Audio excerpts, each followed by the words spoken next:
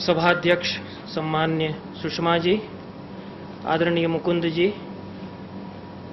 प्रकाश पांडे जी, परम श्रद्धेय प्रोफेसर दयानंद भार्गव जी, सम्मान्य कलानाथ शास्त्री जी, श्री रणवीर सिंह जी, किरण जी, सम्मान्य उषा मलिक जी, अर्कनाथ चौधरी जी, डॉक्टर राजेश्वरी भट्ट जी, सुदेश जी, वीणा जी और भी सभी हमारे संस्थान के जो सम्मान्य प्राध्यापकगण यहाँ उपस्थित हैं, उमाकांत जी और राम कुमार जी, सभी सुधीजन विद्वज्जन। मैं राजस्थान संस्कृत अकादमी का और उसकी कर्मठ, निपुण और दूरदृष्टि संपन्न अध्यक्षा सुषमा जी का आभार प्रकट करता हूँ कि उन्होंने मुझे आप सबके बीच नाट्यशास्त्र पर कुछ कहने का अवसर दिया। इसलिए भी मैं उन्हें धन्यवाद देता हूँ कि उन्होंने मेरी सुझाई हुई तिथि को मान्य किया। मैंने अपनी थोड़ी सी छोटी सी सुविधा के कारण निवेदन किया कि 21 को रख लें, क्योंकि पणिक्कर प्रसंग के कारण माइक खराब, 22 और 23 को मुझे यहाँ रहना था, तो उस नाते बार बार यात्रा न करना पड़े, अपनी इस सुविधा के कारण मैंने उनसे अनुरोध किया। उनको कदाचित असुविधा थी, उन्होंने मेरा अनुरोध रखा, इसके लिए भी। और रेणुका जी के प्रति भी मैं आभारी हूँ। इसका आलेख मुझे भेजना था, मैंने भेज दिया था, कुछ उसमें दिक्कतें हुई, उसके लिए मैं क्षमा प्रार्थी हूँ। अपने व्याख्यान का आरंभ में अपने बहुत पहले लिखे हुए एक काव्य वसंत लहरी के एक पद्य से कर रहा हूँ। वसंत लहरी, वसंत के बारे में एक कविता मैंने संस्कृत में लिखी, उसका एक श्लोक है। शब्दा यथा स्मृतिमुपेत्य पुनर्विलीना सीदन्ति चित्त जगति क्वचिदेक कोणे उद्भिद्यतेथ च विनाशमुपैति सद्यः काव्यांकुरः कविमनस्सु तथा वसंतः। शब्द कौंधते हैं स्मृतियों में और फिर गुम हो जाते हैं, मन के किसी अंधेरे कोने में वे खो जाते हैं। कविता के अंकुर मन के भीतर से फूटते हैं और फिर मुरझाकर पता नहीं कहाँ चले जाते हैं। हमारे ज़माने में वसंत उसी तरह से है, कभी दिखता है, कभी छुप जाता है। ये श्लोक अचानक इसलिए याद आया कि मुझे नाट्यशास्त्र पर बोलना था। नाट्यशास्त्र भी कुछ इसी तरह का शास्त्र है। शास्त्र गुम हो जाते हैं, शब्द गुम हो जाते हैं, तो हम लोग लिखते समय उन्हें ढूंढते रहते हैं। शास्त्र इस तरह से छूट जाते हैं कई बार, कई शास्त्र कि जैसे जेब से कोई बहुमूल्य रत्नमाला पता नहीं कब गिर गई। नाट्यशास्त्र भी कुछ इसी तरह का शास्त्र हमारे साथ था, वो हमसे छूट गया। पिछली कई शताब्दियों से लगभग उत्तरी भारत के क्षेत्र में 11वीं 12वीं शताब्दी से लेकर के और 18वीं शताब्दी तक लगभग पता नहीं कहाँ छूट गया था। उसकी कुछ यादें रही होंगी, यहाँ भी राजस्थान में भी दूसरी जगहों पर कहीं रासलीला रामलीला हो रही है, कहीं कथक हो रहा है, कहीं हो रहा है, उसमें कुछ उसकी झलक रही होगी। पूरा शास्त्र हमसे गुम हो गया। आपने मेरी बहुत पुराने नाटक का उल्लेख किया है, तो मेरी रचनाओं में वह भी एक गुम हुई रचना की तरह, पता नहीं कहाँ से आपने कैसे उसको ढूंढ करके निकाला। गुम हो गए शब्द और गुम हो गए शास्त्र कई बार अचानक मिलते हैं, अचानक खोज लिए जाते हैं। पता नहीं कैसे वो लौट कर आ जाते हैं। नाट्यशास्त्र की कथा हमारे समय में कुछ इसी तरह की है कि वो कैसे धीरे धीरे करके हमारे लिए वापस आया और हमको मिला। तो नाट्यशास्त्र की प्रासंगिकता और परंपरा पर बोलते हुए मैं कुछ गड्ढम गड्ढ करके बातें कहूँगा, सिलसिलेवार कुछ भी नहीं कहूँगा, क्योंकि हमारे नाट्यशास्त्र की परंपरा ही यह है कि वहाँ सिलसिलेवार कुछ नहीं होता। जो सबसे बड़े व्याख्याकार हैं भरत मुनि के, उन्होंने एक वाक्य लिखा है नाट्य की कोटियां बतलाते हुए, जब आक्षेप किया गया कि इसमें क्रम कहाँ है, 11 तत्व जो बता दिए नाट्य संग्रह के, तो उद्भट, जो बहुत बड़े उद्भट आचार्य थे, वो भरत मुनि पर ही उन्होंने बहुत ठोके सवाल।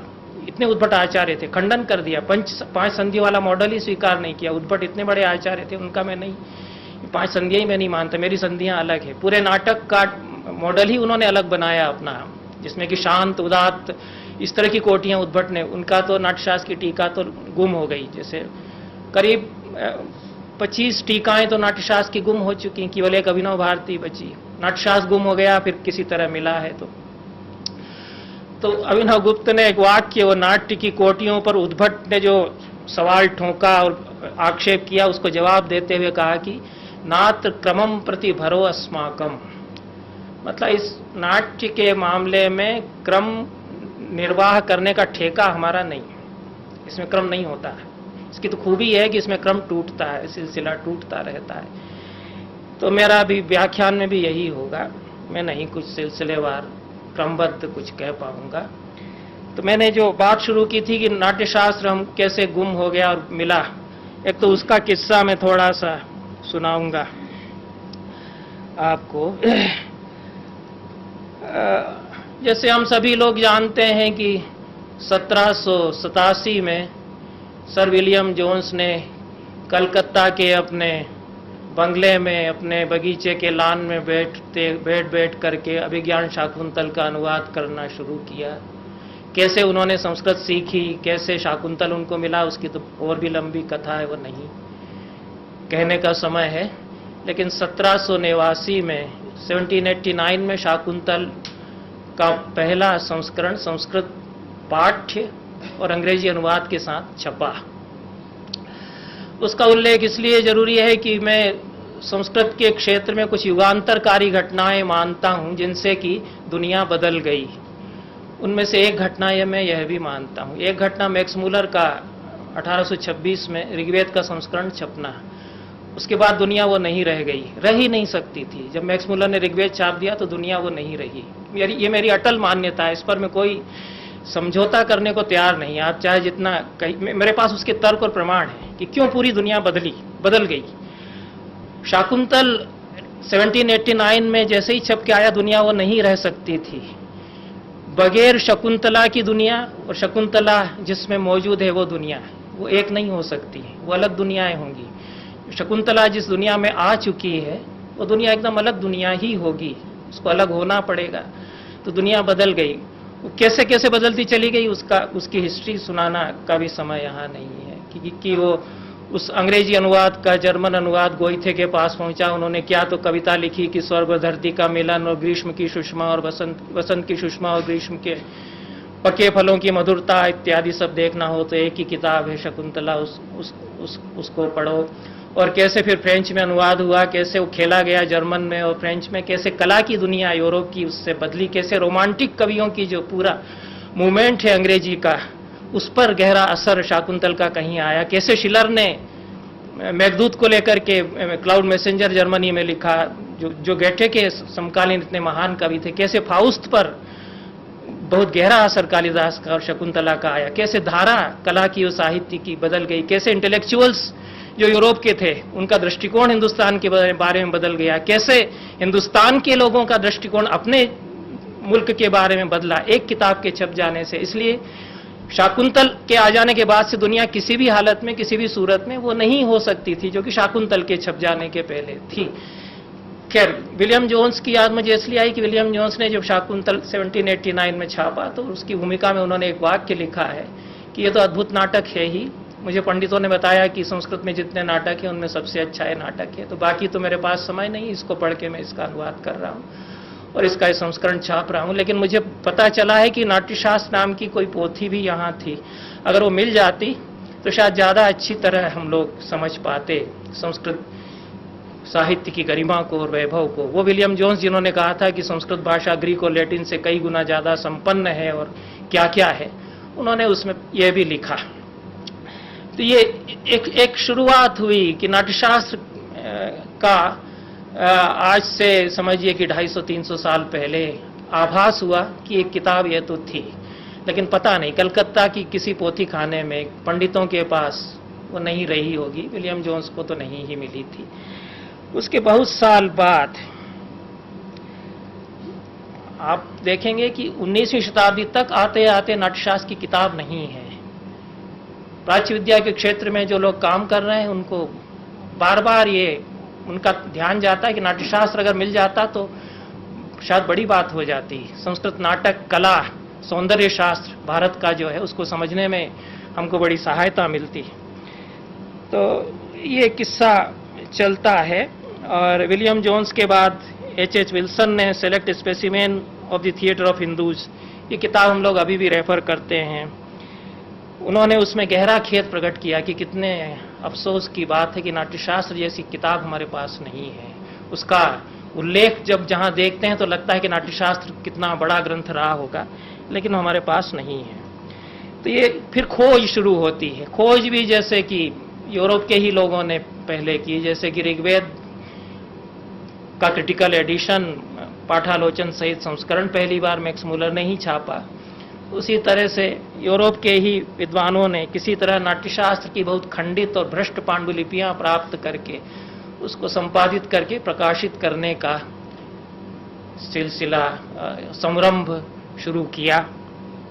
और उसमें सबसे पहले फ्रिट्ज एडवर्ड हॉल ने 1865 ईस्वी में 150 से ज़्यादा साल हुए, उन्होंने दशरूपक जब छापा, दशरूपक तो उनको पूरा मिल गया था, उसके साथ उन्होंने कुछ अध्याय, कोई फ्रेगमेंट्स उनको नाट्यशास्त्र के मिले थे। पूरी पोथी भी मिल जाने के बाद संभव नहीं था, क्योंकि नाट्यशास्त्र की जो पोथियां थीं वो बहुत करप्ट थीं, भ्रष्ट पाठ इतने थे कि उसको लगाना और सही पाठ करके छापना मुश्किल था। तो जो अध्याय उनसे सही लग गए वो उन्होंने कुछ छापे, बाद में और अधिक मिल गए तो 4-5 अध्याय फिर दूसरे संस्करण में दशरूपक के फ्रिट्ज हॉल ने छाप दिए थे। अब मैं कुछ छोड़ दूंगा। किस तरह से पाल रेनो ने 17वां और अध्याय छापा, ग्रोसे, ये दोनों फ्रेंच के हैं, फ्रांस के विद्वान हैं, 28वां अध्याय उन्होंने छापा। ये सिलसिला करते करते 1894 ईस्वी में जो एक फिर युगांतरकारी घटना हुई कि उसमें काव्यमाला का पूरा संस्करण नाट्यशास्त्र का सामने आया। नाट्यशास्त्र जब पूरा ग्रंथ सामने आ गया तो संसार का कला जगत रूपांतरित हुआ। वो जैसे मैंने शकुंतला के लिए कहा कि उसके मिल जाने के बाद शाकुंतल विहीन दुनिया और शाकुंतल युक्त दुनिया दो अलग अलग दुनियाएं हैं, उसी तरह से नाट्यशास्त्र जिस दुनिया में मौजूद है वो एक अलग दुनिया, वो दुनिया बदल गई। और उसके भी प्रमाण मेरे पास हैं कि क्या असर एक किताब का दुनिया पर पड़ा। बहुत सारे बड़े रंगकर्मी नाट्यशास्त्र की तरफ आकृष्ट हुए। हम लोगों को जो संस्कृत पढ़ते पढ़ाते हैं उसकी जानकारी बहुत कम मिल पाती है कि किस तरह दुनिया के बहुत बड़े निर्देशकों पर परोक्ष रूप से नाट्यशास्त्र का असर पड़ा। किसी किसी के ऊपर गहरा असर भी पड़ा। वो इतना गहरा भीतर भिदा हुआ असर था कि हम ये नहीं कह सकते कि उन्होंने नाट्यशास्त्र की पोथी से कुछ ले लिया है, लेकिन बहुत गहरा असर है। भले ही वो किसी दूसरे देश से चलकर के उनके पास पहुंचा हो। जैसे फ्रांस में आरतो हुए तो नाट्यशास्त्र का उनको पता नहीं था, उन्होंने बाली नृत्य देखा तो उनकी जिस दिन उन्होंने बाली नृत्य देखा उनकी पूरी दुनिया बदल गई। उन्होंने कहा कि ये है, ये फॉर्म है, और फिर उन्होंने अपना एक अलग रंगमंच बनाया। और अब शोधकर्ता कहते हैं कि नाट्यशास्त्र से कहीं न कहीं संपर्क उनका था, क्योंकि जिस समय आरतो बहुत महान निर्देशक हैं, थिएटर ऑफ क्रुएल्टी उनका रंगमंच कहा जाता है। समय रहेगा तो मैं उसकी चर्चा करूंगा। तो उस समय फ्रेंच में अनुवाद कोई सज्जन कर रहे थे नाट्यशास्त्र का, और कुछ जानकारी आरतो को उसकी थी। और भी बहुत सारे बड़े निर्देशक हैं। उसमें से एक निर्देशक का तो आप काम देखेंगे, 4-5 दिन यहाँ उनके 5-6 नाटक होंगे, जो दुनिया के सबसे बड़े निर्देशकों में इस समय एक हैं मेरी नज़र में, और वो संस्कृत नाटक कराते हैं, ये भी बड़ी बात है। और भी भारत में भी बहुत सारे नाट्य निर्देशक संस्कृत नाटक और नाट्यशास्त्र की परंपरा की तरफ झुके, खींचे, आकर्षित हुए, किसी न किसी रूप में उनके ऊपर गहरा असर पड़ा। कुछ लोग उससे चिढ़े, नाराज हुए, उस प्रतिक्रिया में उन्होंने कुछ किया, वो भी एक नाट्यशास्त्र का असर है। बहुत सारी इस तरह की कहानियां हैं नाट्यशास्त्र की, और वो नाम उन लोगों के और जो काम उन्होंने किया उसका विस्तार से चर्चा मैं नहीं कर पाऊंगा, वो एक अलग व्याख्यान का विषय हो सकता है। नाट्यशास्त्र पर कुछ कहने में मुझे संकोच हमेशा लगता है, क्योंकि 41 साल मुझे नाट्यशास्त्र अपने बूते पर पढ़ते पढ़ते हो गए, और पढ़ते पढ़ते मुझे यही लगता है कि मैं नाट्यशास्त्र नहीं समझता, न मैं नाट्यशास्त्र का विद्वान हो सकता हूं और न मैं नाट्यशास्त्र समझता हूं। इसीलिए मैंने नहीं कहा था इनसे, ये मैंने ओखली में सिर नहीं दिया है कि नाट्यशास्त्र पर मेरा व्याख्यान कराइए, तो इन्होंने मेरे ऊपर हुक्म छोड़ दिया रेणुका जी ने कि आपको नाट्यशास्त्र पर एक व्याख्यान देना है। मैं कोई और विषय सुझाता, क्योंकि इतना बड़ा शास्त्र है और अगर हमने थोड़ा बहुत समझ लिया है तब भी एक तो कंफ्यूजन हो जाता है। जो विराट शास्त्र हो उसको जितना ही पढ़ेगा आदमी उतना ही कंफ्यूजन, संभ्रम और भ्रम के सागर में गोते लगाएगा, और उतना ही उसको बोध होगा कि मैं कितना कम समझता हूँ। ये सहज स्वाभाविक है, इसमें कोई विनय विनय की भी बात नहीं है, मैं विनयी आदमी हूँ ही नहीं। तो ये तथ्य है कि हम बहुत कम समझते हैं नाट्यशास्त्र, क्योंकि भरत मुनि ने तो शुरू में ही कह दिया, न तज्ज्ञानम न तच्छिल्पम न सा विद्या न सा कला नासो योगो न तत्कर्म नाट्यस्मिन् यन्न दृश्यते। संसार का ऐसा कोई ज्ञान नहीं, ऐसा कोई शिल्प नहीं, ऐसी कोई विद्या नहीं, ऐसी कोई कला नहीं, ऐसा कोई योग नहीं, ऐसा कोई कॉम्बिनेशन नहीं, ऐसा कोई कर्म नहीं जो इस नाट्य में गुम्फित ना हो जाता हो। इसका जो कॉम्प्लेक्स होल है, इसकी जो जटिल संरचना है, उसमें वो ना जुड़ जाता हो। दर्शन नहीं, पहले हम समझते थे कि सांख्य दर्शन का इससे क्या लेना देना, फिर बहुत सारी तथ्य ऐसे मिले कि सांख्य दर्शन का तो बड़ा गहरा संबंध। और पणिक्कर जी के आप नाटक देखेंगे तो विक्रमोर्वशीयम, मालविकाग्निमित्रम, शाकुंतल, इन सब की व्याख्या प्रकृति और पुरुष प्रकृति के पीछे भाग रहा है या प्रकृति किस तरह से छुप जाती है। जो उन्होंने कहा रंगस्य दर्शयित्वा यथा नर्तकी निवर्तते नृत्यात्, सांख्य कारिका में कालिदास ने उसको इस एक थ्योरी इसके आधार पर यह भी आई थी कि ईश्वर कृष्ण ही कालिदास हैं, क्योंकि जिस तरह का वो सांख्य कारिका में लिख रहे हैं वही मालविका कर रही है। वहाँ वो रंगमंच पर आती है, फिर झलक दिखा के फिर गायब होती है, और पणिक्कर उस सांख्य दर्शन के आधार पर उसको कई बार प्रस्तुत करते हैं। तो बहुत सारे दर्शन प्रस्थानों से, चिंतन प्रस्थानों से, विचार की परंपराओं से नाट्यशास्त्र का इतना गहरा संबंध है, मीमांसा दर्शन के साथ, याज्ञिक विधियों के साथ, श्रौत विधियों के साथ, वैदिक पाठ्य के साथ। तो हम इस सब के विशेषज्ञ हैं ही नहीं। तो जितना पढ़ते पढ़ते हमें ये ज्ञान होने लगा कि उन दर्शनों को हम बहुत कम समझते हैं, तो नाट्यशास्त्र को ही हम कैसे समझेंगे। तो इसलिए इसके लिए मैं अपात्र हूँ, यह निवेदन करना था। दूसरी बात जो नाट्यशास्त्र के बारे में मैं कहना चाहता था कि जिस तरह से महाभारत के बारे में कहा जाता है कि जो कुछ भारत में है वो सब भारत में है, महाभारत में, यन्न भारते तन्न भारते धर्मे चार्थे च कामे च मोक्षे च भरतर्षभ यदि हास्ति तदन्यत्र यन्ने हास्ति न तत्क्वचित। जो कुछ भारतवर्ष की संस्कृति है, धर्म अर्थ काम मोक्ष आदि पुरुषार्थ हैं, उन सब के बारे में जितना महाभारत में है वही हमारे देश में है, और जो हमारे देश में वह सब महाभारत में है। वही बात भरत मुनि के नाट्यशास्त्र पर लागू होती है कि जो जितनी हमारी कला परंपराएं हैं, सौंदर्य शास्त्र की परंपराएं हैं, नाट्य विषयक चिंतन की परंपराएं हैं और रंगमंच की परंपराएं हैं, उनमें जितना जो कुछ इस देश की विरासत है वह सब भरत मुनि के नाट्यशास्त्र में है। और जो भरत मुनि के नाट्यशास्त्र में नहीं है वह कदाचित भारत में भी मुश्किल है, संभव उसका होना हो भी सकता है लेकिन मेरे लिए उसमें थोड़ी दिक्कत होगी। तो मैंने उसकी पैरोडी फिर बनाई, जो महाभारत के बारे में प्रसिद्ध श्लोक है कि नाट्य गीते च काव्ये च यद्वा शिल्प कलासु च यदि हास्ति तदन्यत्र यन्ने हास्ति न तत्क्वचित। ये भरत मुनि के नाट्यशास्त्र के बारे में लागू होता है। फिर नाट्यशास्त्र उसके परिचय देते हुए मैं उसके अनुबंध चतुष्टय के बारे में कुछ कहूँगा, क्योंकि पंडित जन यहाँ बैठे हुए हैं तो सवाल आता है कि उसका अधिकारी विषय संबंध प्रयोजन क्या है। तो मैंने कुछ संस्कृत में लिखा था, वो पढ़ दूंगा सर अपनी सुविधा के लिए। अस्ति नाट्यशास्त्रस्य भारतीय कला परंपरायाम असाधारणम गौरवम कौरवम तस्य महावाक्यत्वात् आकर ग्रंथत्वात् सर्वांगीणत्वात् प्रमाणाधिष्ठितत्वाच्च। यह हुआ नाट्यशास्त्र का ये महान गौरव है। ये आकर ग्रंथ है, मतलब बेसिक टेक्स्ट है। और आकर ग्रंथ का क्या अंग्रेजी में होगा मुझे मालूम नहीं। सोर्स बुक भी है। और अधिकारी, उसका अधिकारी छात्र विमल प्रतिभानशाली हृदय प्रेक्षक नाट्यम नाट्य वेदो वा अस्य विषय संबंधश्चात्र चतुर्विध। 4 प्रकार का संबंध इसका है। एक तो विषय और ग्रंथ के बीच में प्रतिपाद्य प्रतिपादक भाव। ग्रंथ नाट्यशास्त्र है, विषय नाट्यवेद है, प्रतिपाद्य प्रतिपादक भाव संबंध है, ये तो है ही है। लेकिन इस ग्रंथ का विषय जो नाट्यवेद है उसका कर्ता भोक्ता और प्रयोक्ताओं के साथ जो संबंध है वह भी इसका संबंध है। तो ये थोड़ी जटिल बात हो जाती है, लेकिन आप लोग समझ लेंगे। कर्ता तो नाटककार हो सकता है, प्रयोक्ता तो परफॉर्मर है, और भोक्ता जो रिसीविंग एंड पर है, ग्राहक है, एक तरह से प्रेक्षक, सहृदय, सामाजिक। इनका क्या संबंध है नाट्यवेद से, ये भी संबंध का विचार इसमें, ये भी इस नाट्यशास्त्र किताब में किया जाता है। और प्रयोजन तो इसकी पुरुषार्थ सिद्धि, जो भरत मुनि स्वयं कहते हैं, विस्तार से बताते हैं, लेकिन एक शब्द में कहना हो तो पुरुषार्थ सिद्धि ही प्रयोजन है। ठीक है।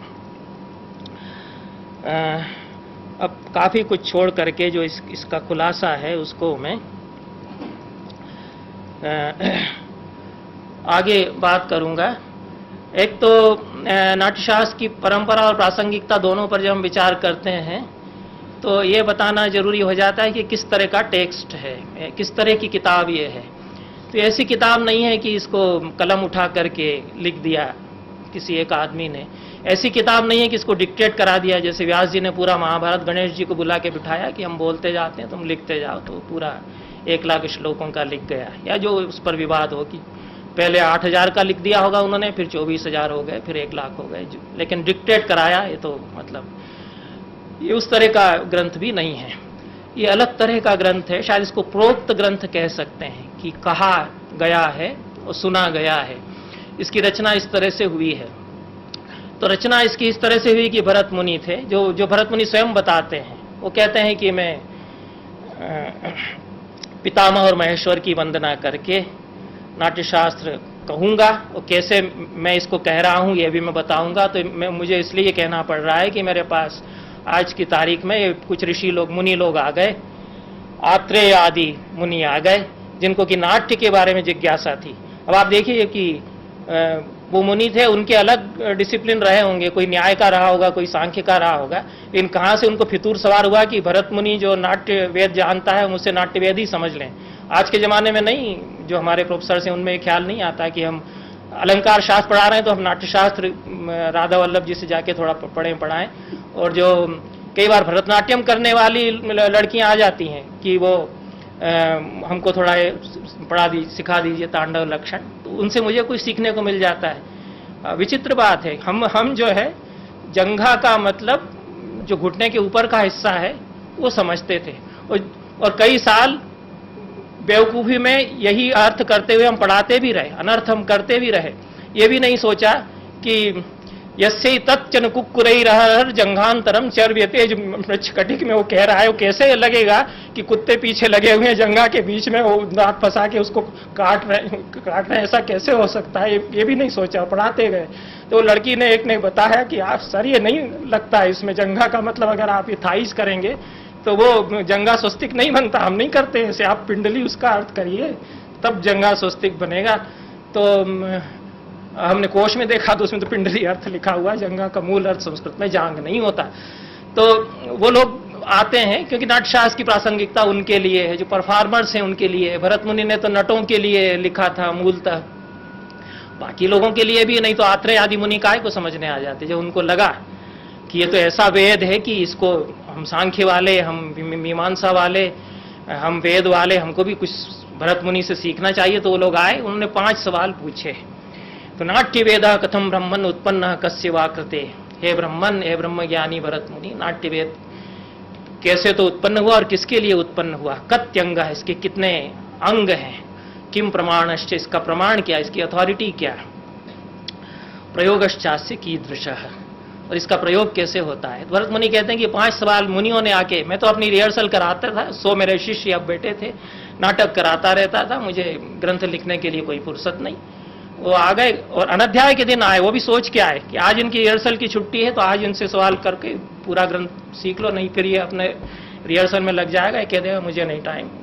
तो अनध्याय के दिन जब उन्होंने छुट्टी कर रखी थी रिहर्सल की, उनके जो बच्चे अच्छे थे, कोहल आदि मुनि उनके बाद में बड़े भारी नाट्यशास्त्र के आचार्य हुए, शांडिल्य, कोहल, दत्तिल, ये सब नाम आते हैं उनमें, जिनके की दत्तिलम संगीत शास्त्र का ग्रंथ है, कोहल का कोहलीय नाट्यशास्त्र था, वो भी गुम हो चुका है, बहुत बड़ा नाट्यशास्त्र था जिसमें उन्होंने लोकनाट्यों पर बहुत विस्तार से कहा था। भरत मुनि ने कहा कि जो मुझसे छूट गया है मेरा शिष्य कोहल करेगा, क्योंकि मैंने तो जो उदात्त रूपक हैं उन्हीं के बारे में कहा, जो उपरूपक हैं उनके बारे में मैंने नहीं कहा, ये कोहल बताएगा। तो कोहल ने नाट्यशास्त्र लिखा था, वो तो लुप्त हो गया। तो वो सब भी उनके बच्चे या शिष्य वगैरह आके बैठ गए, उन्होंने अपना डिस्कोर्स शुरू किया नाट्यशास्त्र पर, उसमें ये नाट्यशास्त्र की रचना हुई। आप देखिए कि 5 सवाल उन्होंने पूछे और अभिनवगुप्त कहते हैं कि इन 5 सवालों के उत्तर में ही पूरा नाट्यशास्त्र है, कैसे कैसे किस सवाल का जवाब कहाँ कहाँ दिया है, ये पूरा नाट्यशास्त्र के 36 अध्यायों में भरत मुनि ने ये किया। इसलिए नाट्यशास्त्र पूरा महावाक्य है, क्योंकि प्रश्न पंचक के उत्तर में एक समन्वित वो टेक्स्ट, समन्वित पाठ्य पूरा का पूरा है, उसके जो 6000 श्लोक हैं, 6000 श्लोक करीब इस समय जो नाट्यशास्त्र है उसमें मिलते हैं, किसी में 5800, किसी में 5600, पूरे 6000 तो किसी भी पांडुलिपि में नहीं मिलते हैं। लेकिन 5 सवाल उन्होंने पूछे। यहाँ आपके 5 संधियां हैं नाटक में, 5 अर्थ प्रकृतियां होती हैं, 5 अवस्थाएं होती हैं, 5 महाभूत होते हैं। आगे चल के अगर समय रहा तो मैं बताऊंगा कि क्यों ये जो नंबर्स का गेम है ये क्यों बार बार चलता है, इसमें बहुत ज्यादा है। ये जो संख्याओं की क्रीड़ाएं हैं और उनके पीछे कौन सी दृष्टि, कौन सी विश्व दृष्टि उनके पीछे है, इस पर बात करेंगे। क्योंकि सारा ही पंचात्मक ही सारा प्रपंच है। 5 ही उन्होंने सवाल पूछे, उसके उत्तर में उन्होंने इस तरह से पंचांग नाट्य का प्रतिपाद, अभिनय त्रयम गीता तोद्यम चेति पंचांगम नाट्यम, 3 तरह के अभिनय, आंगिक, वाचिक, आहार्य। सात्विक तो अंदर छिपा रहता है तो उसको नहीं कहा है। 3 तरह के अभिनय और गीता तोद्य, ये नाट्य के 5 अंग, यही भरत ने बताए थे। बाद में अभिनवगुप्त कहते हैं कि जो 11 अंग हो गए तो कोहल ने जोड़े हैं, कोहल की कोई कारिका उसमें जुड़ गई जो मौजूदा नाट्यशास्त्र का टेक्स्ट है उसमें, तो उन्होंने फिर 11 अंग कर दिए। वो बड़े विचारक रहे होंगे कोहल। और 11 अंग अगर हम लेते हैं तो हम देखते हैं कि कितना बड़ा नाट्यशास्त्र का, जिसको ब्रेख्त कहते हैं कि टोटल थिएटर, वो सब उसमें आ जाता है। जो आज के रंगकर्मी कहते हैं कि हमें ऐसा रंगमंच चाहिए, वो उसमें आ जाता है। तो बहरहाल इस तरह से नाट्यशास्त्र की रचना हुई।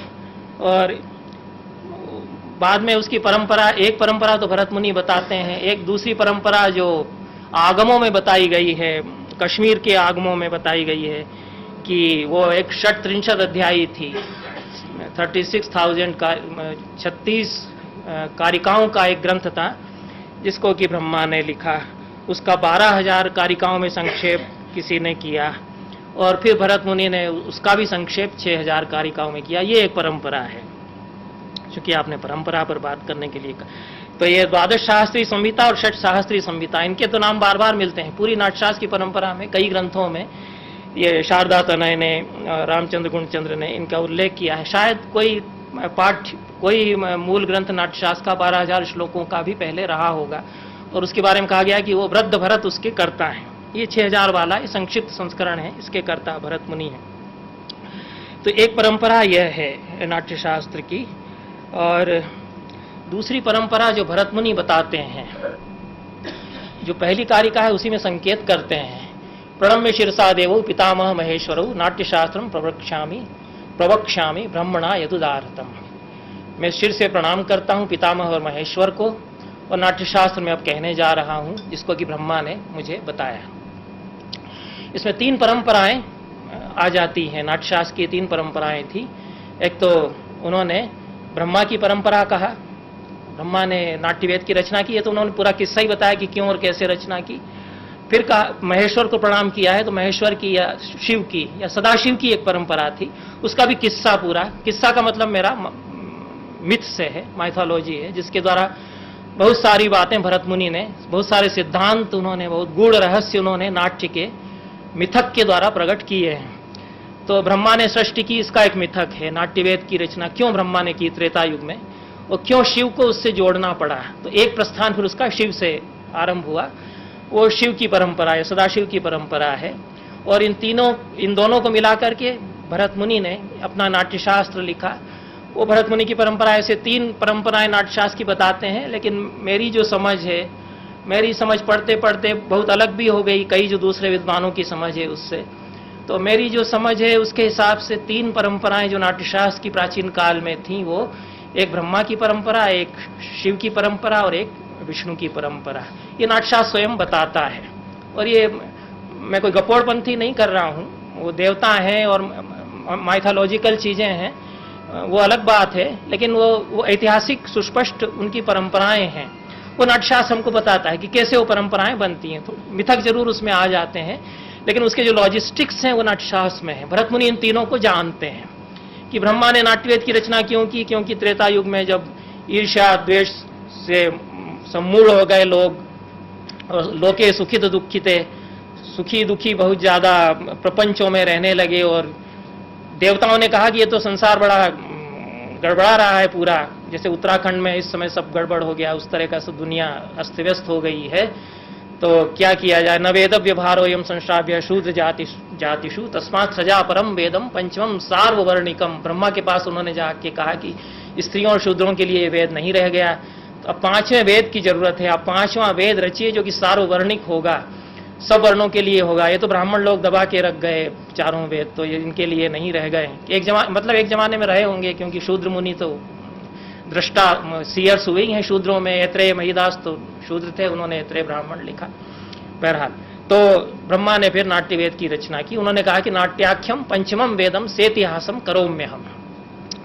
मैं अब नाट्य नामक 5वें वेद की सृष्टि करता हूं, जो कि सेतिहास है, मतलब इतिहास सहित है।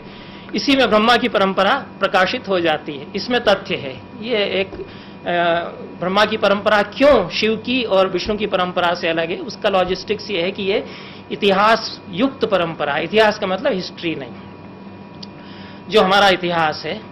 क्योंकि ब्रह्मा सृष्टि करता है, तो सृष्टि के उद्भव की कथा जिसमें होगी, और इतिहास के उदाहरण हमारे यहाँ रामायण और महाभारत माने जाते हैं। तो रामायण और महाभारत पर जो आधारित रंगमंच है, नाट्य की परंपराएं हैं, उनका प्रवर्तक एक परंपरा का प्रवर्तन उनसे हुआ, जो कि ब्रह्मा की परंपरा हुई, जो बहुत उदात्त रंगमंच था, ग्रांड थिएटर था। क्योंकि रामायण की कथा होगी, महाभारत की कथा होगी। भरत मुनि ने तो खुद ही इसी तरह के नाटक किए। वो कहते हैं कि मैंने सबसे पहले तो समुद्र मंथन समौकार किया, फिर त्रिपुरदाह डिम किया। ये बड़ी ग्रांड नैरेटिव्स हैं, महान महाख्यान हैं, उन पर वो नाटक कर रहे हैं। वो स्वयं ब्रह्मा की परंपरा, क्योंकि मैंने तो ब्रह्मा से लिया, वो खुद कहते ही हैं। तो ये ब्रह्मा की परंपरा है जो ग्रांड नैरेटिव्स को बहुत ग्रांड स्केल पर प्रस्तुत करती है। और उसका विकास अगर हुआ तो वो जो राजाओं के द्वारा बनवाई गई रंगशालाएं थी, उनमें वो नाटक उस तरह के चले। जो धीरोदात्त नायकों के नाटक, रामायण महाभारत की कथाओं पर आधारित नाटक, वो रंगशालाएं जो बड़ी राजाओं के द्वारा बनाई जाती थी, कि विक्रमादित्य की रंगशाला में कालिदास का विज्ञान शाकुंतल खेला जा रहा है। भास के नाटक सब राजकीय रंगशालाओं में खेले गए, प्रमाण मिलते हैं। भास के नाटकों से ही प्रमाण ये मिलते हैं। एक परंपरा ये है। दूसरी परंपरा जो सदाशिव की परंपरा है, शिव की परंपरा है, वो भी भरत मुनि बताते हैं। वो कहते हैं कि मुझे लगा कि कुछ अधूरा सा रह गया है। मैंने इतना बड़ा नाटक किया, अद्भुत, और विवाद भी हुआ। जब समुद्र मंथन समौकार किया तो असुर लोग बिगड़ उठे कि हमारा अपमान तुम कर रहे हो इसमें। हमको एक तो वासुकी नाग की पूंछ पकड़ने के लिए उधर कर दिया था, उस सब की हमारी जो गलालत है, जलालत है, अपमान है, उसकी कहानी आप बता रहे हैं इसमें, इस नाटक में। हम नहीं, इसको हम बर्दाश्त नहीं करेंगे। नेतत् सहिष्याम, कुछ ऐसा कुछ उसमें शब्द आता है।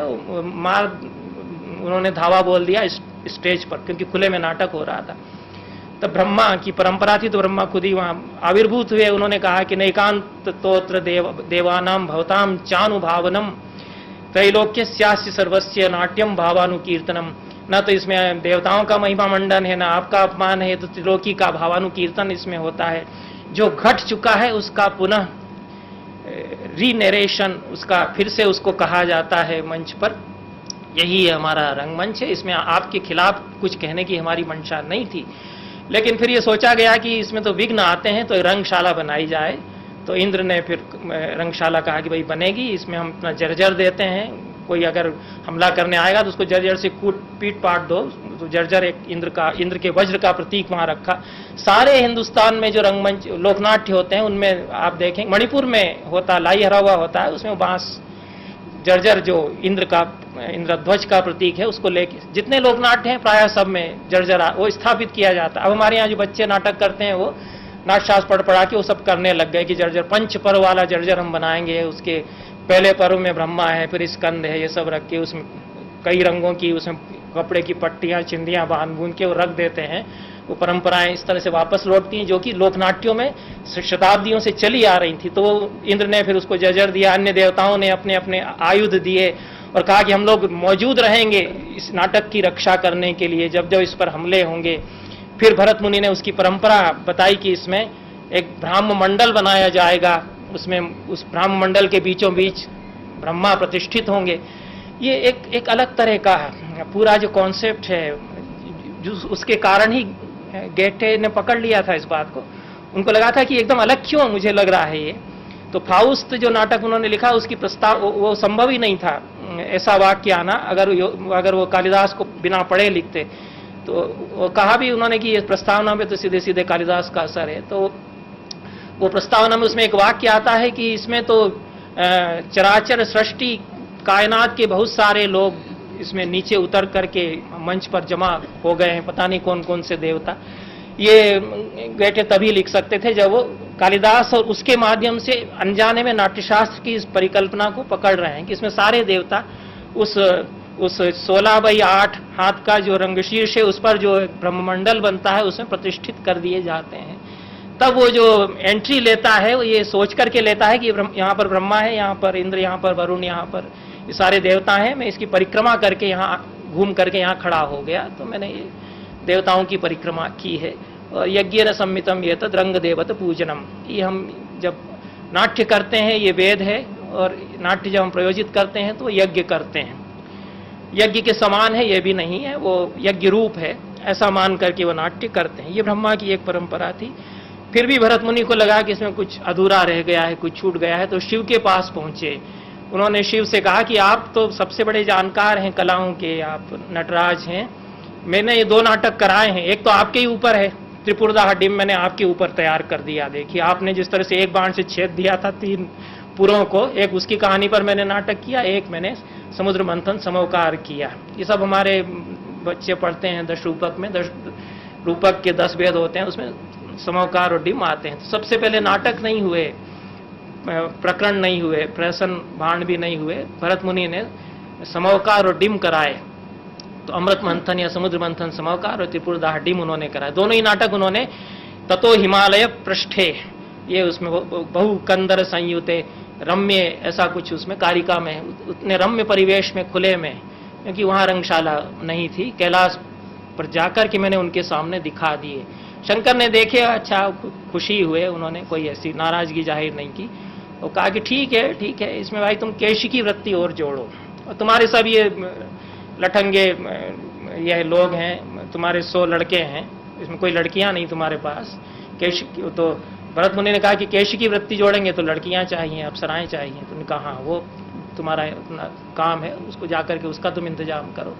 तो उसमें कैशी की वृत्ति आई, उसमें लास्य आया, जो पार्वती के नाम से लास्य होता है। शंकर ही लास्य करते हैं, शंकर ही तांडव करते हैं, वही अर्धनारीश्वर हैं, उन्हीं में पार्वती हैं, उन्हीं में पुरुष हैं। तो ये एक परंपरा जो खुले रंगमंच पर लास्य के साथ में, जो कि लोक में फिर चल बनी रही, चलती रही, लोकनाट्यों में बनी रही वो शंकर की, सदाशिव की परंपरा थी। उसका बहुत ज़्यादा विस्तार करने की अब गुंजाइश नहीं है। विष्णु की परंपरा में इसलिए मानता हूँ, इसको किसी ने कहा नहीं अभी तक, लेकिन मुझे अब कुछ समय से लगता रहा है कि ये जो 3 परंपराएं दूसरे लोग कहते हैं उसमें एक परंपरा विष्णु की परंपरा कहना चाहिए। और वो क्यों है? क्योंकि 22वें अध्याय का शीर्षक वृत्ति नाम समुत्थानम है। वृत्तियां कैसे बनी ये भरत मुनि उसमें बताते हैं। और फिर ये बार बार वो ये कहते हैं, ये बात तो नाट्यशास्त्र परंपरा के जितने आचार्य हैं सब कहते हैं, दोहराते हैं इसको कि वृत्तियों नाट्य मातर है। वृत्तियां जो है नाट्य की माताएं हैं, इन्हीं से नाट्य जन्म लेता है।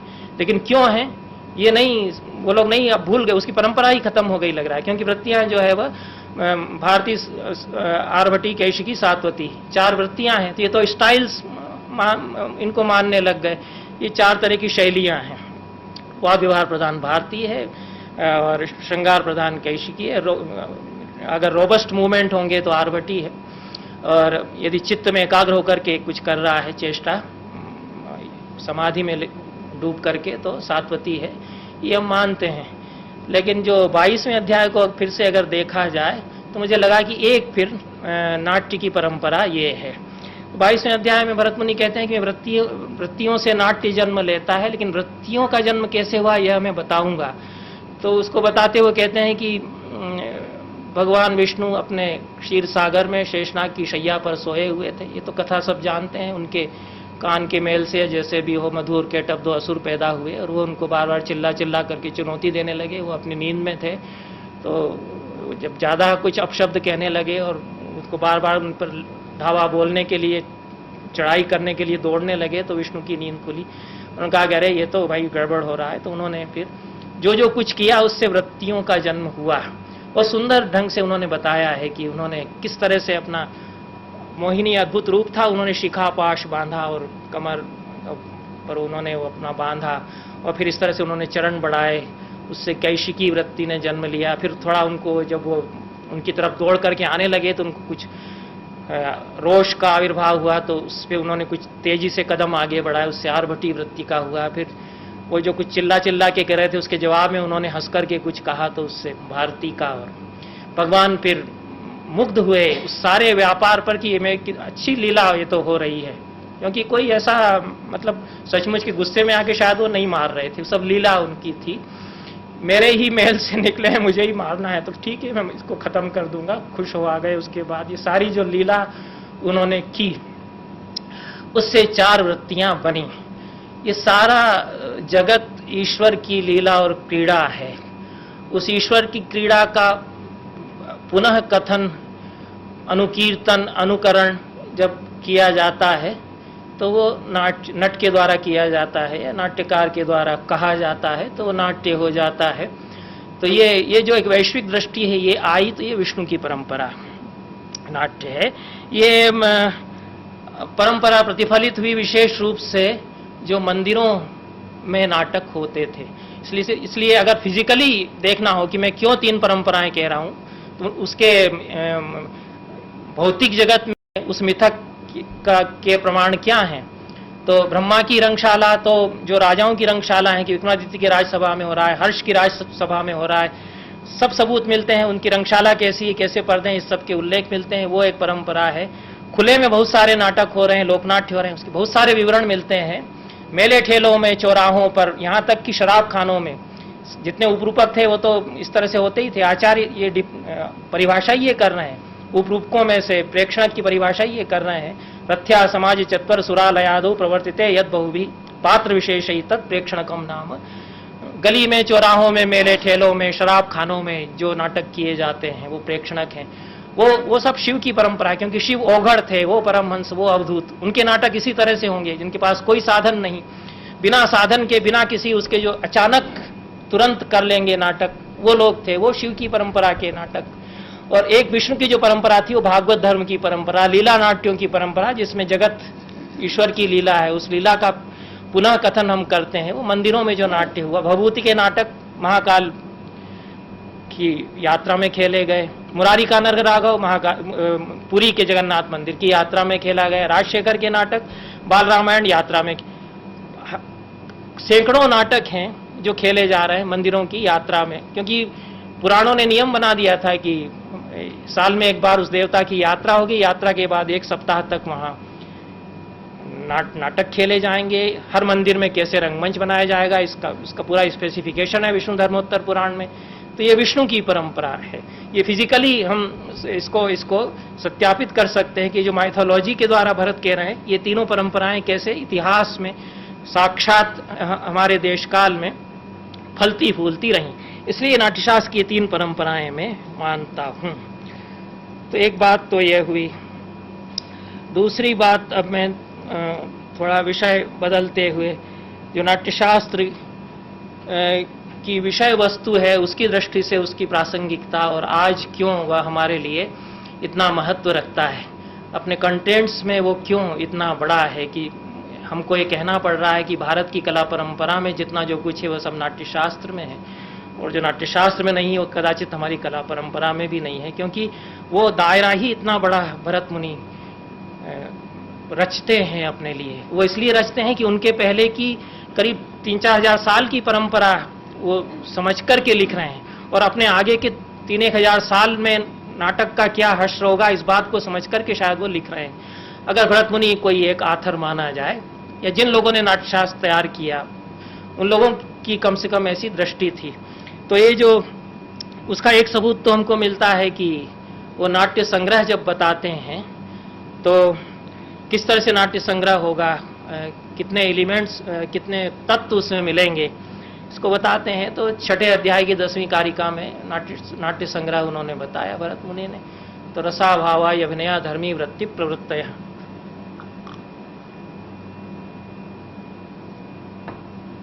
सिद्धि स्वरास तथा तोद्यम गानम रंगश्च संग्रह।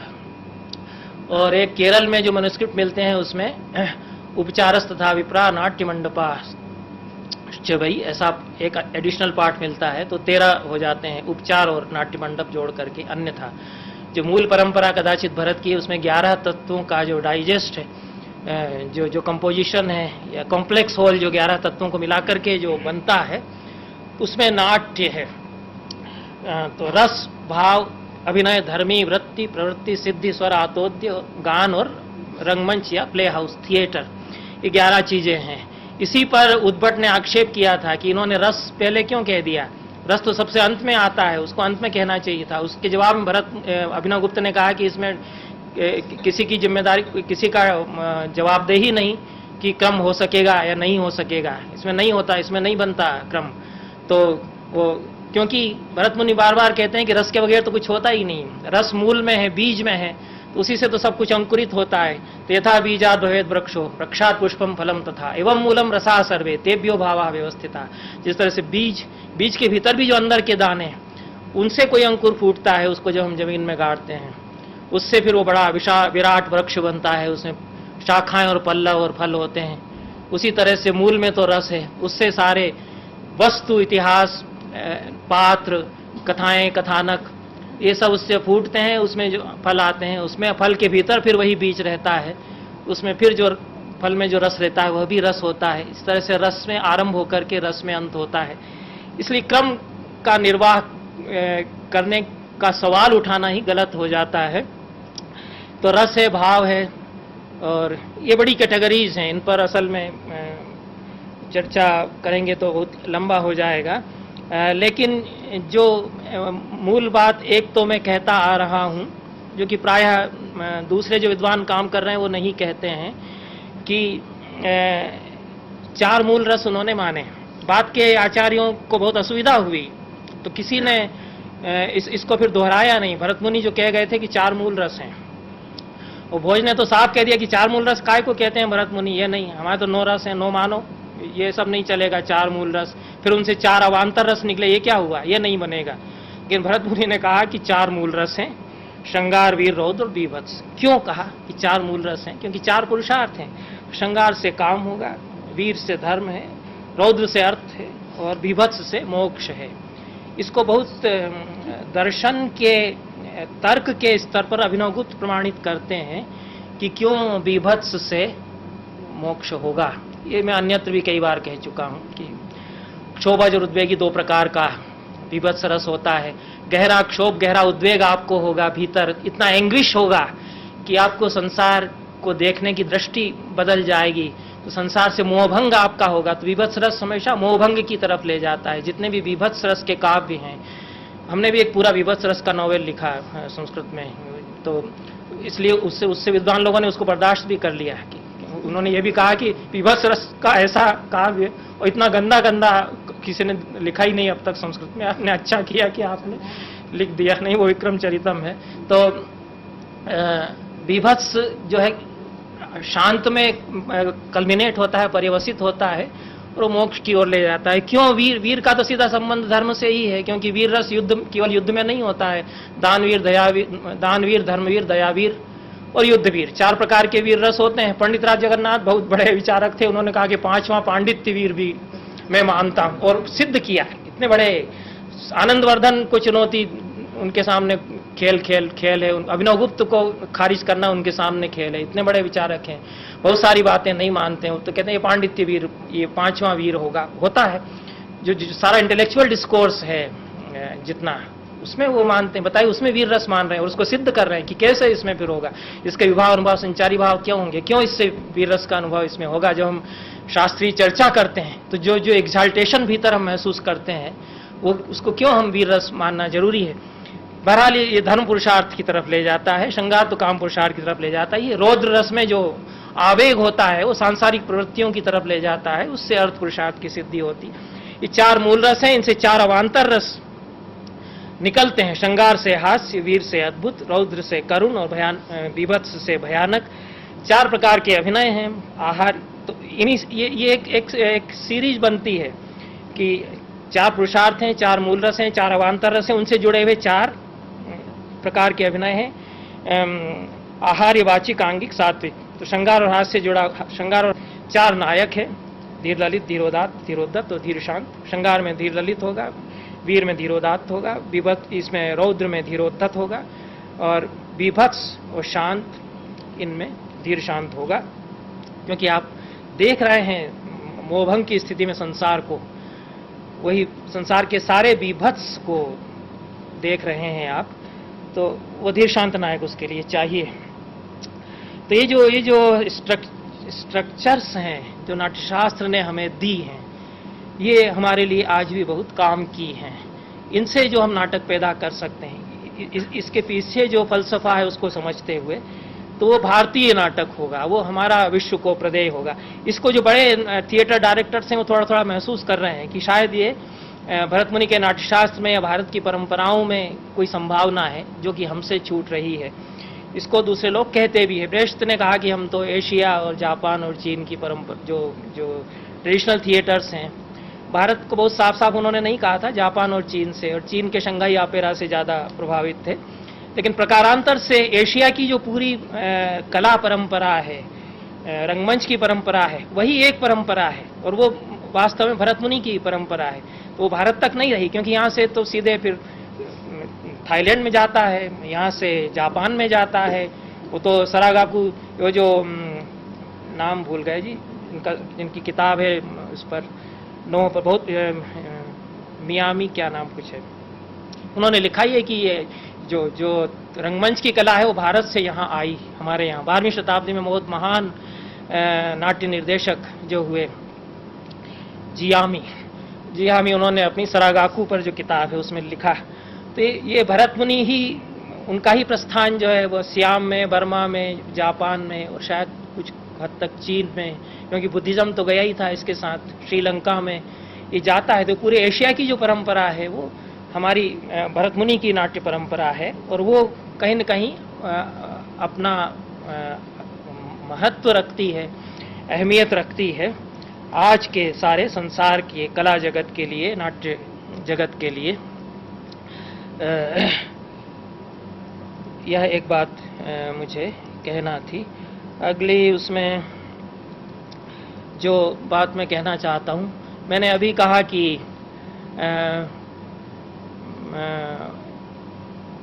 भरत मुनि ने जब ये बताया कि किस तरह से मुझे ब्रह्मा से ये मिला, नाट्य की परंपरा, उस मिथक के द्वारा जब उन्होंने बताया, और उसके बाद उन्होंने यह भी कहा कि सारे देवता उपस्थित हुए कि कैसे हम लोग इसकी रक्षा करेंगे ताकि ये परंपरा बनी रहे। जो लोग उपद्रव करते हैं, विघ्न करते हैं, वो इसको ख़त्म न कर पाएँ, इसके लिए हम इसकी रक्षा करेंगे। फिर ये रंगशाला बनाई गई, रंगशाला में स्तंभों में ये देवता रहेंगे, दीवारों में ये रहेंगे, ये सब भी कल्पनाएं की गई। और ब्राह्म मंडल होगा, उसमें जिस तरह से यज्ञ वेदी में देवताओं का आवाहन करके देवताओं की स्थापना की जाती है, उस तरह से रंगशाला में ब्राह्म मंडल की रचना करके उसमें देवताओं का आवाहन करके देवताओं की स्थापना की जाती है। तो ब्रह्मा के नाट्यशास्त्र की परंपरा है। और रंगशाला बन जाने के बाद रंग देवत पूजन होगा।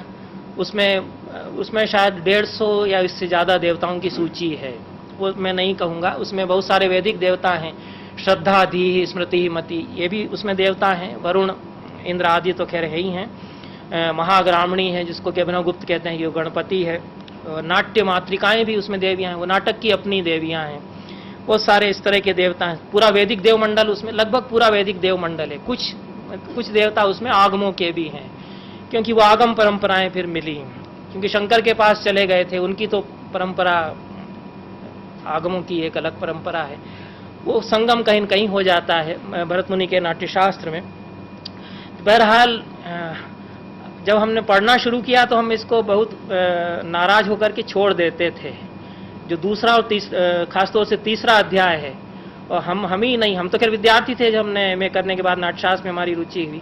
हमको ये लगा कि इसको कोई नहीं पढ़ता तो इसको मैं पढ़ूंगा, और क्योंकि दशरूपक पढ़ाते थे साहब, नाट्यशास्त्र नहीं कहीं कोई पढ़ाता था। अब तो कुछ सालों से नाट्यशास्त्र का एक आध अध्याय रखने लग गए, नहीं तो नाट्यशास्त्र कहीं कोई कोर्स में रखते ही नहीं थे, न कोई पढ़ाने वाला, हमें कोई गुरु भी नहीं मिला। हम ऐसे अभागे आदमी जिन्होंने नाट्यशास्त्र पढ़ाने वाला कोई गुरु नहीं, तो अपने उससे जितना उल्टा सीधा समझते थे उतना हम समझते थे।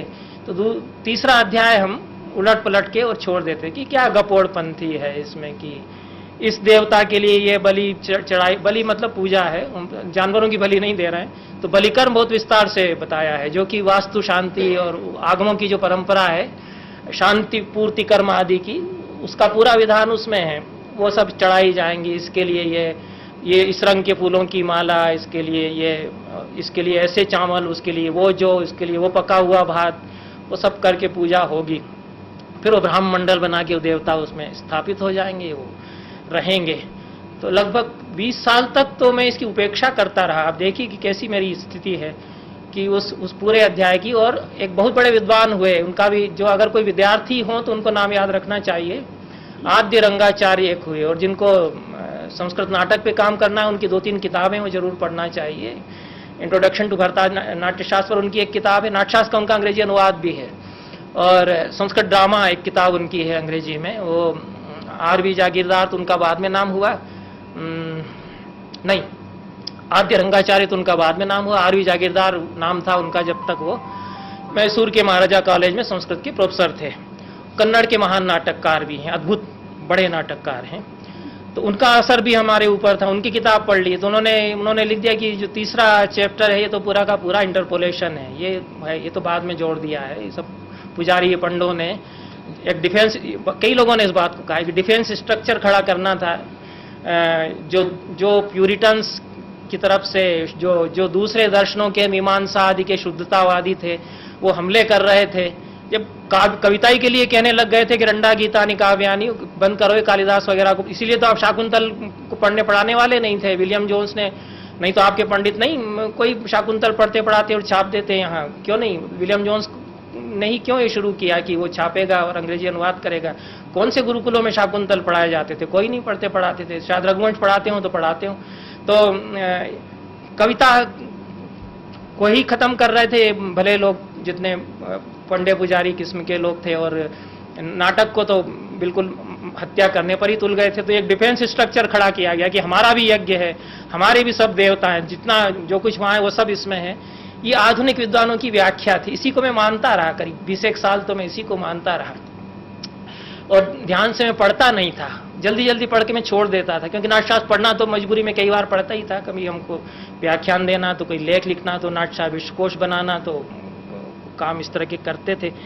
झक मार करके नाट्यशास्त्र भी पढ़ना पड़ता था, और वो तीसरा अध्याय जो कि बहुत अच्छा नहीं लगता था वो भी उलटना पुलटना ही पड़ता था। तो वर्षों तक मेरा इस बात पर ध्यान नहीं गया। ध्यान जब गया, जब मैंने आर्तों के बारे में कुछ देखा, सुना, कुछ लेख उनका पढ़ा। उनके ग्रंथ, उनका मूल पुस्तक मैंने नहीं पढ़ी। बहुत अच्छी किताब है, कहते हैं, क्रूरता का रंगमंच पर, जो थिएटर ऑफ क्रूएल्टी पर जो उन्होंने लिखी है, फ्रेंच में है, बहुत काव्यात्मक गद्य वो लिखते हैं।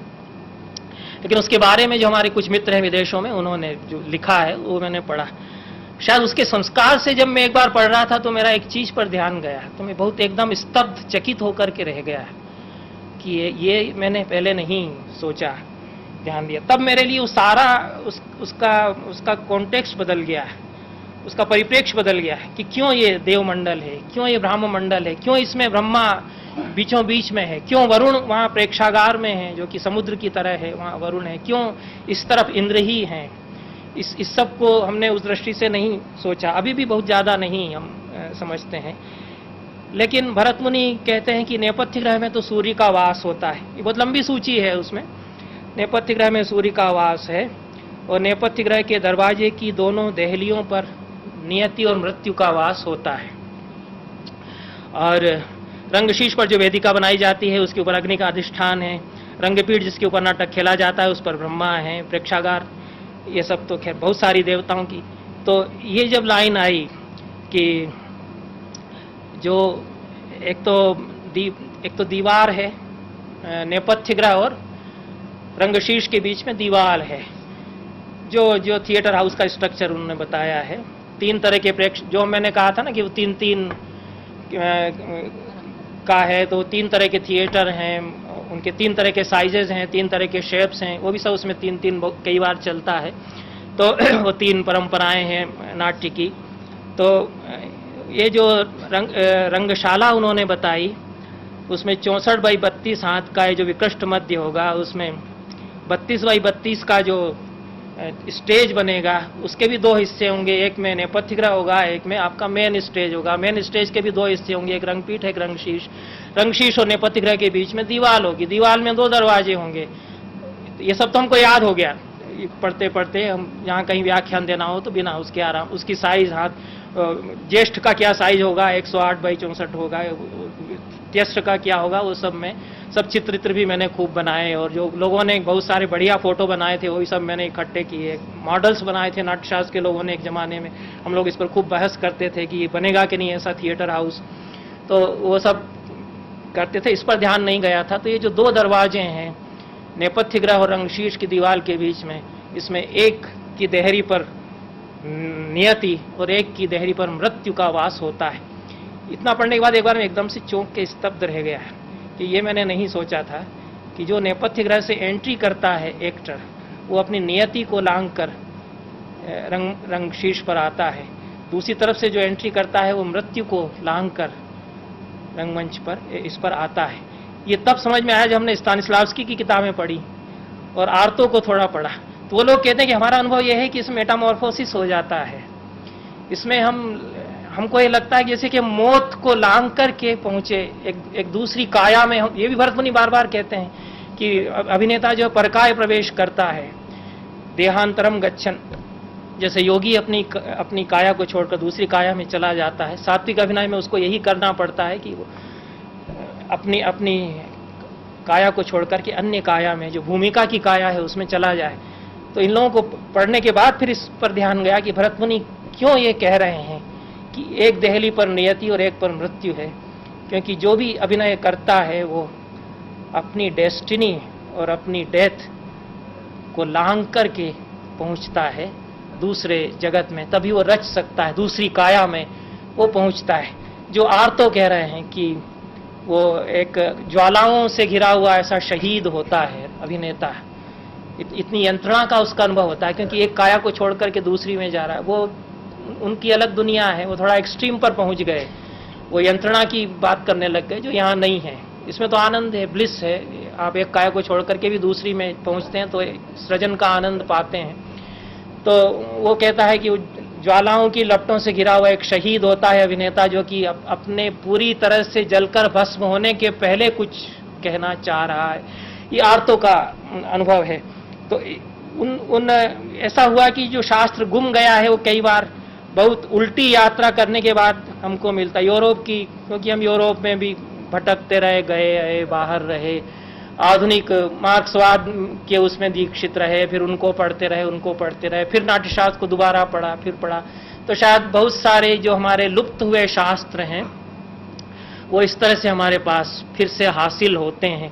तो शायद एक परंपरा यह है जो भरत मुनि के नाट्यशास्त्र की परंपरा है, जो रंग कर्म को इस रूप में देखती है, जो कि इस प्रकार का सृजन है जिसमें कि पूरी तरह से कायाकल्प अभिनेता अपना कर लेता है और अपनी काया को छोड़ करके अन्य में अपने सत्व को संक्रांत कर देता है, तभी वो सात्विक अभिनय। तो यथा जीव स्वभावम सोम परित्यज्यान्य देहिकम परभावम प्रकुरुते परदेहम समाश्रितः वेशेण वर्णकैश्चैव छादितः पुरुषस्तथा परभावम प्रकुरुते यस्य वेशम समाश्रितः। ये सात्विक अभिनय बताते हुए भरत मुनि इसकी जो पूरी थ्योरी है उसको बताते हुए कहते भी हैं। तो ये बहुत सारे फिर आधुनिक रंगकर्मियों के जो मंतव्य हैं उनसे तुलना करते हुए मैंने उस पर थोड़ा काम किया। अब मैं समझता हूँ कि मुझे जल्दी ही अपने इसको समाप्त करना चाहिए। आपका बहुत समय मैंने ले लिया। अंतिम जो बात मैं कहना चाहता हूँ कि क्यों मुझे बार बार लगता रहा कि नाट्यशास्त्र हमसे छूट गया, क्योंकि जिस तरह से रस सिद्धांत हम पढ़ाते हैं न तो उसमें भरत मुनि का प्रस्थान आता है, जिस तरह से आजकल कोर्स में एमए के कोर्स में रस निष्पत्ति, रस के 4 मत बताए जाते हैं, न रस जो क्योंकि भरत मुनि ने तो नाटककारों के लिए, नटों के लिए लिखा था, वो तो परंपरा हमारे इसमें रह नहीं गई। अध्यापकों में जो हम रस सिद्धांत पढ़ाते हैं उससे विमुख होकर के ही प्रायः पढ़ाते हैं। और जो लोग रंगमंच को समझते हैं वो लोग हम लोगों से इसलिए चिढ़ते हैं कि वो लोग सोचते हैं कि ये लोग किताब पढ़ते हैं और उसको क्लास में पढ़ाते हैं। कोई नाटक क्लास में पढ़ाने की चीज़ तो है नहीं। कालिदास या शेक्सपियर को अगर ये पता होता कि हमारे नाटक ये लोग 20वीं शताब्दी में पंडित लोग कोर्स में लगा के क्लास में पढ़ाएंगे तो वो तो सिर धुनते ठोंक लेते कि क्या हो रहा है भाई, हमने तो नहीं, इसके लिए थोड़ी हमने लिखा था कि तुम बच्चियों को बिठा करके हमारे नाटक पढ़ाओगे। तो खेलने में ही वो उभरता है, खेलने में ही उसकी खूबसूरती सामने आती। जब हम रंगमंच पर उसको करते हैं तो एक हमारा पूरी परंपरा से विच्छेद इसलिए हुआ, कई कारणों से, उसके बहुत जटिल ऐतिहासिक कारण थे। पूरा संस्कृत समाज उस भरत मुनि के नाट्यशास्त्र की परंपरा से अलग हुआ और वो हमसे छूट ही गया।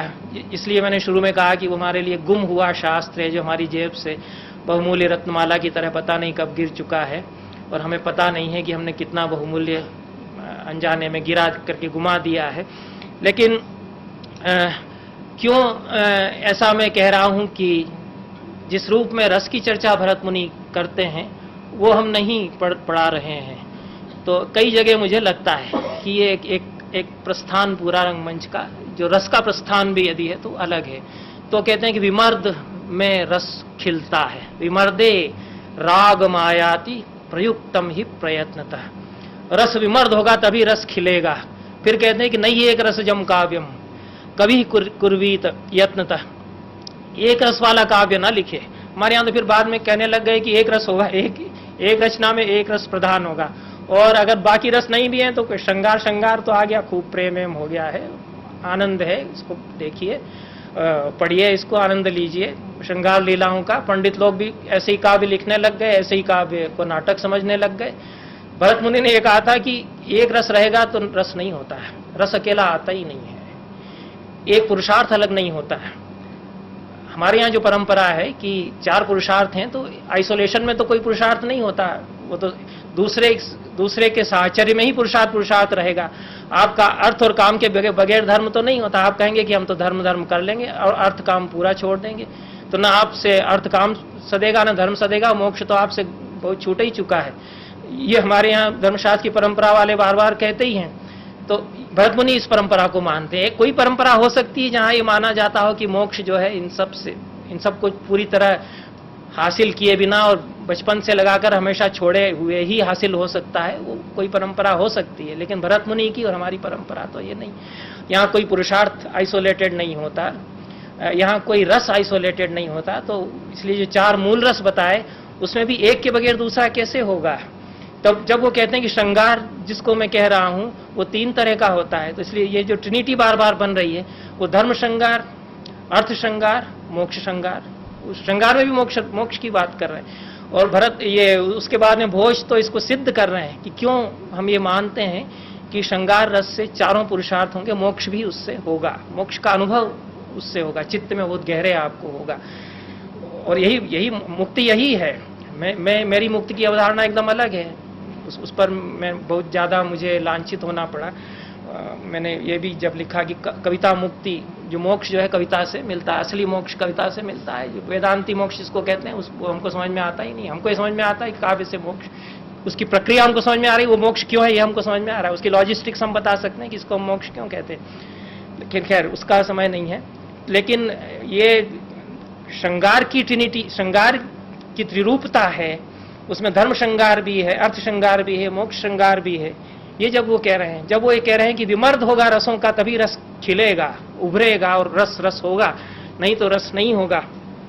तो रस का संप्लव जब बनेगा तभी रस होगा, क्योंकि विच्छिन्न एक समग्र दृष्टि उसमें है, जो पूरे जीवन का की जो विस्तीर्ण परिधि है उसको ग्रहण करके जो अपना सौंदर्य मूलक प्रस्थान बनाती है, वो दृष्टि चूंकि उसमें है, इसलिए वो रस संप्लव की बात करते हैं, रस विमर्द की बात करते हैं। और बार बार भरत मुनि ये कहते हैं कि एक रस से जुड़े हुए दूसरे रस क्यों ये हैं, इनके साथ ही खिंच करके क्यों आएंगे, क्यों विमर्द इस तरह से बनेगा अगर काव्य है। तो ये इस तरह का रंगमंच है जिसकी की बात भरत मुनि करते हैं। अंत में जो भरत मुनि ने नाटक की परिकल्पना प्रस्तुत की है, उसके 2 वाक्य पढ़ के मैं अपना वक्तव्य समाप्त करता हूं, जो कि विराट का अनुभव जिस रंगमंच में हमको मिलता है, सम्मर्द संप्लव व्यतिकर व्यतिरेक जो रसों का होता है उसके द्वारा। तो पंच संधि चतुर्वृत्ति चतुष्षष्ट्यंग संयुतम पंच षट्त्रिंशत् लक्षणों, 36 लक्षण है। नाट्यशास्त्र में 36 अध्याय हैं, कश्मीर शैव दर्शन में आगमपरा में 36 तत्व हैं। अभिनवगुप्त इसको बार बार सिद्ध करते हैं कि 36 अध्याय क्यों हैं, कैसे 36 तत्वों से जुड़े हुए हैं।